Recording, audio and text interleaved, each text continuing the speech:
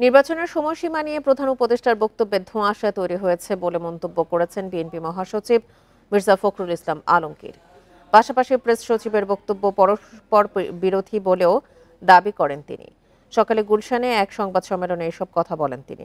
অন্তর্বর্তীকালীন সরকারের প্রধান উপদেষ্টা নির্বাচন নিয়ে সুনির্দিষ্ট কোনো রোডম্যাপ না দেয়ায় বিএনপি হতাশ বলেও জানান তিনি। এ সময় বিএনপি মহাসচিব বলেন, নির্বাচন নিয়ে সরকার যে সময় নিচ্ছেন বিএনপি সেটি যৌক্তিক মনে করে না। নির্বাচন কমিশন গঠন হয়েছে, এখন নির্বাচনের রোড ম্যাপ দিতে কোনো বাধা দেখছে না বিএনপি। ডক্টর মোহাম্মদ ইউনূস নির্বাচনের সম্ভাব্য সময়সীমা 2025 সালের শেষ অথবা 2026 সালের প্রথম অংশ অনুষ্ঠানের কথা বলেন, যা একেবারেই অস্পষ্ট এবং নির্দিষ্ট সময়ের কোনো উল্লেখ নেই।